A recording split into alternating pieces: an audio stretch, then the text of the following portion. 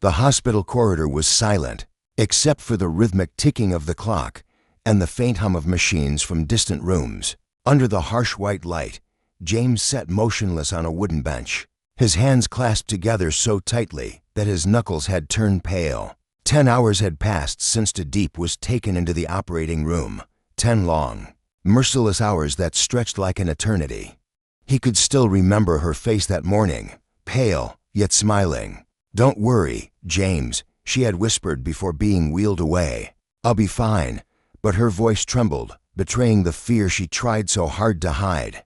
The doctors had warned him the surgery was complex, a desperate attempt to save her vision after the accident that had damaged her eyes.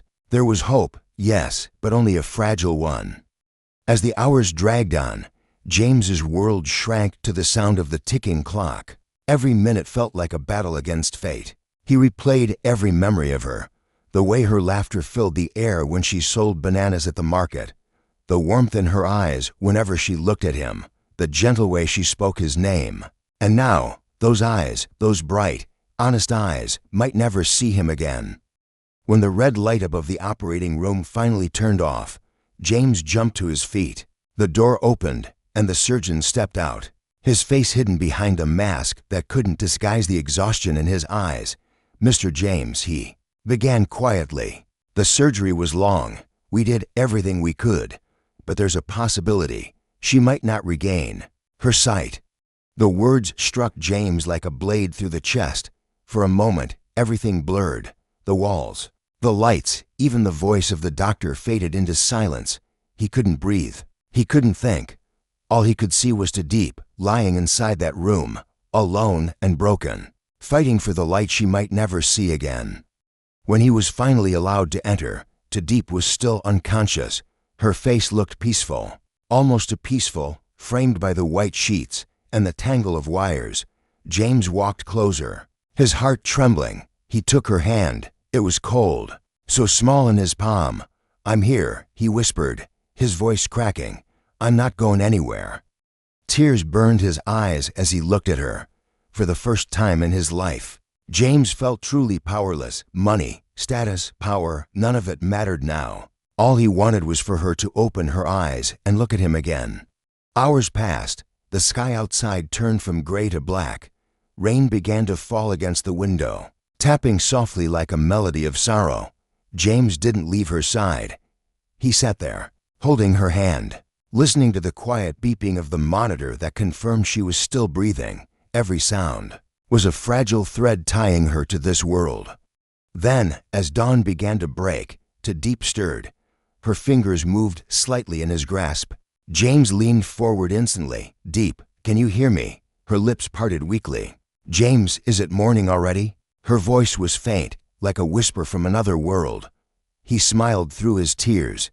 "Yes, it's morning." She tried to open her eyes, but the bandages covering them made it impossible. Her expression changed, confusion flickering across her face. I can't see anything." James felt his heart stop. He swallowed hard, forcing his voice to stay calm. "Don't worry. The doctors said it will take time. You need to rest." But she shook her head weakly. "It's dark, James, so dark." He couldn't hold back anymore.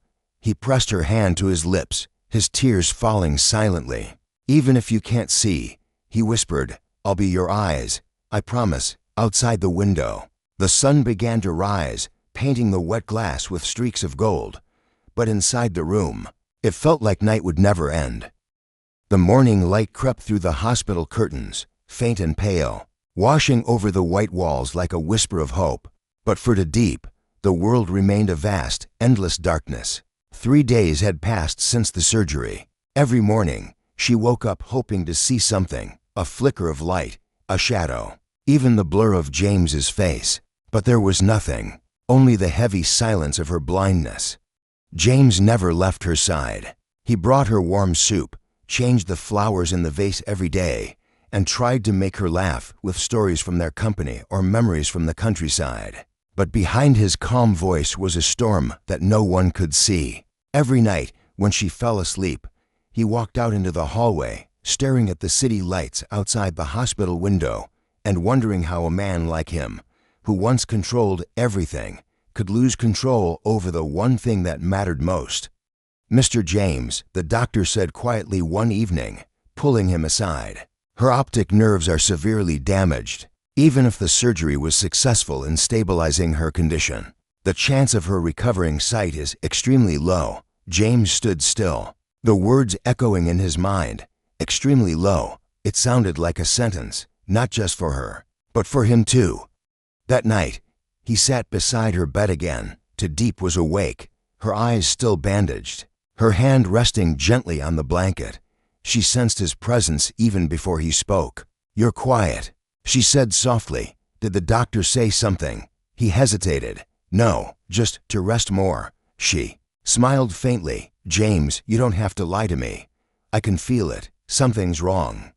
He closed his eyes, unable to answer. She reached out, touching his face with trembling fingers, tracing the lines of worry etched deep around his eyes. "You're tired," she whispered. "You've been like this for days." Her touch broke him. He took her hand and pressed it against his heart. "If I could take your pain, I would," he said. "If I could give you my eyes, I would." For a moment, silence hung between them, a silence filled with love, fear, and helplessness. Then she said, almost in a whisper, "James, I don't want you to feel guilty. If this darkness is my fate, I'll learn to live with it. But I need you to be strong. Promise me that." He didn't answer. He couldn't, because deep down, he had already made another promise, one he couldn't tell her about. The next day, James began to make calls to specialists, hospitals, and research centers around the world. He searched for anyone who might still have a solution. Stem cell therapy, nerve regeneration, even experimental treatments. Money didn't matter. Time didn't matter. He would move mountains if it meant giving Diep one more chance to see. But with every call came the same response. "I'm sorry, James. The damage sounds irreversible." He started sleeping less, eating less. The staff at the company whispered that their CEO had changed, colder, quieter, his once sharp eyes shadowed by exhaustion. But they didn't know that every night, after everyone else had gone home, James returned to the hospital to sit beside the woman who had changed his life. One evening, Diep asked him to take her to the hospital garden. It was the first time she'd left her room since the surgery. The nurse helped her into a wheelchair, and James wheeled her outside. The scent of blooming jasmine filled the air. "Can you feel the wind?" he asked softly. "Yes," she smiled. "It smells like summer." He looked at her, her face tilted toward the light, her eyes closed under the bandages, her smile fragile yet beautiful. For a moment, he wished she could see what he saw, the sunlight dancing on her hair, the soft blush on her cheeks, the world that seemed to stop and hold its breath around her. She suddenly said, "James, do you ever think about what happens if I can't see again?" He froze. "Don't say that." "But I have to," she insisted gently. "I want you to know that if that happens, I'll be okay. I don't want to be your burden." He dropped to one knee beside her, taking her hands. His voice trembled. "You will never be a burden. Do you hear me, Diep? You're my reason to breathe. Even if you can't see the world again, I'll make sure you feel it, every color, every sunrise, every smile. Through me."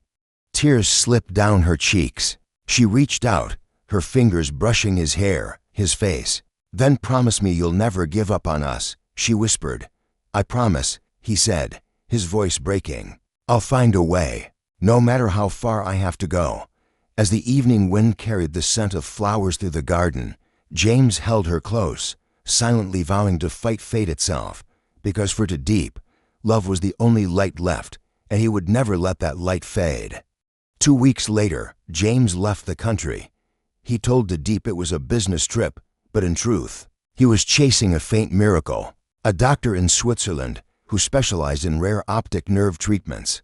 Before he left, he kissed her forehead and whispered, "Wait for me. I'll bring back the light." Diep smiled, pretending to be strong, but after he walked out of the room, her world felt emptier than ever. Days turned into nights filled with silence. Without James's voice, without the sound of his footsteps, the darkness around her grew heavier. At first, she counted the days, hoping he would call, but his messages became less frequent, short, tired notes from faraway cities. Still searching. Don't worry about me. She wanted to believe him, but deep down, fear began to creep in. What if he couldn't find a cure? What if he gave up? The nurses often found her sitting by the window, her hands resting on the sill as if she could feel the sunlight. He's fighting for you, one nurse said softly. Diep smiled faintly. I know, but sometimes I just wish he were here. Meanwhile, in a cold research facility across the ocean, James sat in a sterile white office, his voice raw from pleading. Every doctor gave the same answer: the damage is too severe. Yet he refused to stop. He showed them her scans, told them about her smile, her courage, her dreams. There must be something, he said, his voice breaking. She deserves to see again. But when he walked out into the freezing night, his reflection in the glass windows looked hollow. For the first time, James began to fear that love alone might not be enough to save her. The snow fell quietly outside the clinic in Zurich, wrapping the city in a cold, white silence. James stood by the window, his coat still dusted with flakes, his phone gripped tightly in his hand. He had just left another appointment, another no. The doctor had spoken gently, explaining that even the most advanced procedures couldn't restore what was lost. James barely heard him. His mind was thousands of miles away, in that hospital room where Diep waited, in darkness, in faith, in pain. He had promised her light, yet the more he searched, the more impossible it seemed. Still, every time despair tried to break him, he saw her smile in his mind, soft, hopeful, stubborn.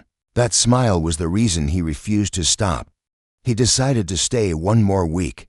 He visited labs, contacted private specialists, even offered to fund new research.